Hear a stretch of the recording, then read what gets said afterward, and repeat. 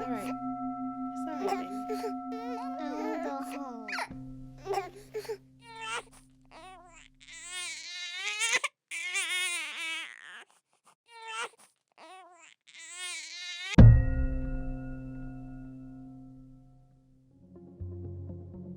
On any given night, hundreds of people are sleeping on the streets of Atlanta. Oftentimes, many think of Georgia and immediately think of Atlanta, which is understandable as Atlanta is our state's capital. We want you to journey with us to explore the other part of Georgia, below the Macon line.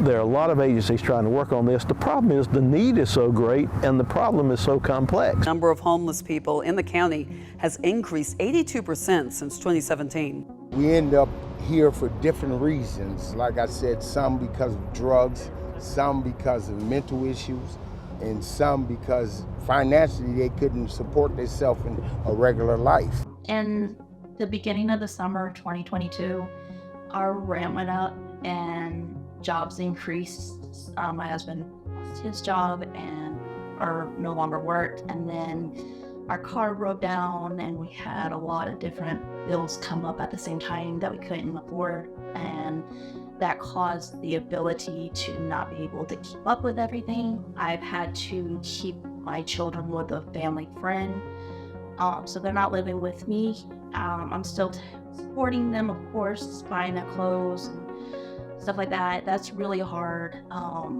Not knowing where next week is going to be is a struggle. And another thing is one hotel might be a certain price for 1 week, and then the next week they increase their prices due to holidays or not having enough service, and it might go down. So from week to week you might not pay the same amount at one hotel. They say the state's Department of Community Affairs abruptly stopped accepting applications for its rental assistance program. More than 48,000 tenants and 8,000 landlords have benefited from the Department of Community Affairs Rental Assistance Program. The potential impact is massive. Rachel Lazarus with Atlanta Legal Aid worries this could lead to a rise in evictions going forward. As we see a potential for the economy slowing down, if there's the potential for layoffs, people are going to be in a position of not having the money to make their rent and not having an easy place to turn to. One of the things that I found rather shocking, because I didn't know what I was walking into at all, was seeing everybody's doing the best with what they have. You know, not everybody gets dealt a royal flush for cards. Sometimes you're lucky your high card's 8. You know, it's not a really good poker hand, but yet you're stuck and you got to play it at the table. So people do work with what they've got and they try to best and move ahead. There are temptations along the way because it's real easy to want to give up, but that doesn't help out anybody at all if you do that. And it's real easy to say. It's another thing when you start seeing it, and you can't really offer a powerful argument when every day is the same. And your idea of getting ahead is maybe you'll have 2 or 3 cigarettes, for example. You know, that's a good day for you. So we're looking at like the various programs that we have. At times are different now, and we know that funding gets cut left and right. And it seems like with us being below the line, sometimes those resources don't quite get down below the line. People need to understand we're just like Atlanta and anywhere else in Macon. Yes, we're a little small town, but we have homeless. We have homelessness. You can look on any corner, under any bridge, anywhere, and you will see camps or you'll see people. So we're no different than anybody else, and we're overlooked. Being homeless it's really it's risky. Your life is in danger. I have been homeless twice. The first time I didn't have anywhere to go. I lost my house due to personal problems. I got put out, so I had nowhere to go. Well, the second time I was homeless was this time.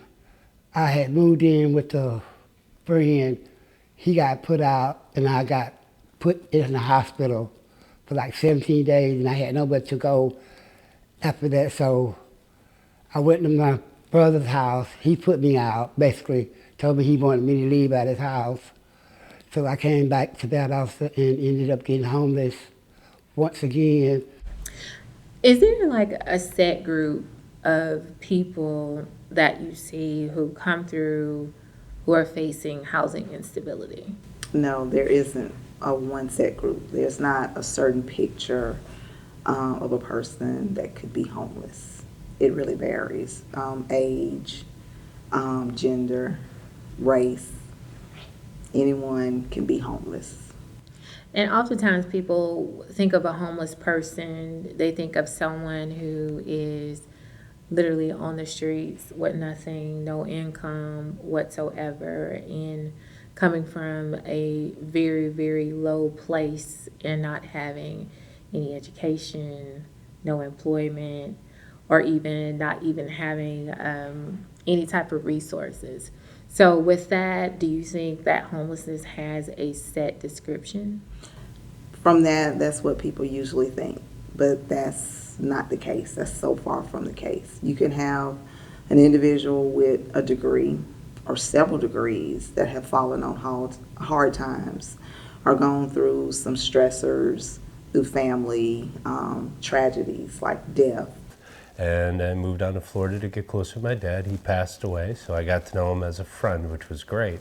Later, COVID happened, and then a hurricane hit, and those things went through my nest egg pretty quickly, and then I found myself without a residence for the first time in my life. You can have a young person, very young, 18 years old, that's not making the right decisions and not able to stay with the family or within a family group, can fall on homelessness. You can have individuals, elderly individuals who have been sick and family does not want them to come back into the family home, and they're homeless from the hospital and have nowhere to go. I became homeless when the situation that I was in, basically one of my family members asked me to help them with a certain situation. That time ended, and then I had to go. Some of us have been less fortunate than others, but you still have to try to figure out a way or come to a decision on what you need to do in order to better your conditions and maybe even better yourself if you have drug habits, alcohol habits, things of that nature make it a little more difficult in times of hardship. When you become homeless, it's determined how long you be homeless upon yourself, basically, regardless of what programs or what family circle you have, how much someone else care about you, how much you care about yourself. All those things matter, but the most difficult part is being able to cope with the differences that are going on in your mind, body, soul, and life. What I look forward to most would definitely be a place of my own, space of my own. And that was a good point about families. When we think about it, that image is the single individual or the gentleman who may be walking down the street with a bag and a knapsack on his back. But that picture is different now. You've got families who are facing housing instability. You have children. And when I think about that, it has to have some type of psychological effect on the children as well. Yeah, because one client was evicted from a house, and it scarred her child. Her child was doing honor roll prior to it, and she contacted me some months later, and she says, I got to do something. I got to get back into some housing because her child grades had dramatically dropped. And she says it's because he's just not the same since that with that ordeal. There was another incident with a parent, that child, it didn't affect his grades, but it affected his behavior.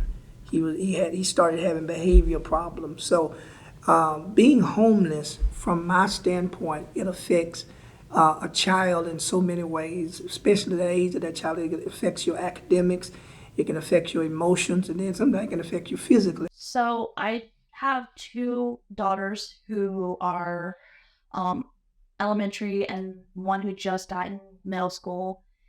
I think the hardest thing is that I didn't want to shame them to be homeless. I wanted them to have the mindset that they have stability and not go from this hotel and this school to that hotel to that school. So the hardest thing as a mother was making the decision to have my children stay with someone else so that nobody else knows and they can't pick on my kids. Many landlords are now requiring applicants to have a monthly income of 4 times the rent. For example, someone who pays $750 in rent is being required to show proof of $3,000 a month. They must have decent credit and be in good standing as far as rental history. The issue of housing instability has no outlines or limits. Housing instability can occur in rural and urban communities. The first months, last month's security deposit, so that's like 3 months right off the bat. Getting to that from zero is rather difficult. So I've taken a list of all assets, what few assets I still have, because most everything got destroyed, and I'm looking at liquidating those to regroup and get that ball rolling, because like I said, while I'm grateful, it's not exactly what I'm used to, and I want to return to more of a normal life. I am a veteran, United States Marine Corps, 1811, some of y'all know what I'm talking about, Simplify. In all honesty, the alcoholism started way back then. I was drinking after I leave the tank ramp. I go out and get drunk and fight people and do all sorts of things. This wasn't something that just started one day. Now this took a period. This was going over a period of time. It took me almost 60 years to get some sense of direction, some balance, and to get some fear into my heart, because I wasn't scared of nothing, and that's dangerous to be. When you're homeless and you ain't scared of nothing, you better get scared of some things, because there's some stuff out there that will do some stuff to you. You can't always be happy when you're homeless, and I feel like homelessness makes you begin to understand what depression is, what stress is, how you have to relieve your stress. You have to figure out ways to budget everything you have. So you either have to seek help, admit that, hey, since I'm homeless, I can't quite carry the whole barrier by myself. I may have to use whatever program I'm in to help me budget as I cope to reach the most important point in my life, is not to be homeless. It's hard to budget when you're already at almost zero.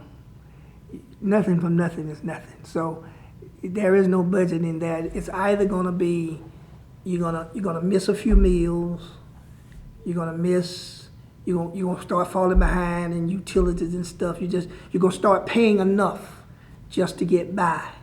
And eventually it's gonna get to the point that one of these that you paying enough to get by is gonna get phenomenal.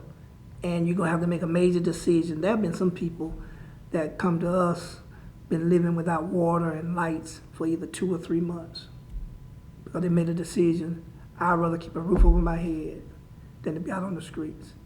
And they bring water in buckets and stuff. I mean, it's sad. We've had people to live in storage sheds with their children, living behind somebody's house in one of their sheds with an extension cord with their children. It's this type of stuff that agencies that I deal with on a day-to-day, we see this every day, and we communicate this every day. I don't know if anybody hearing it or getting it, but it's not moving. It's gotta have heart.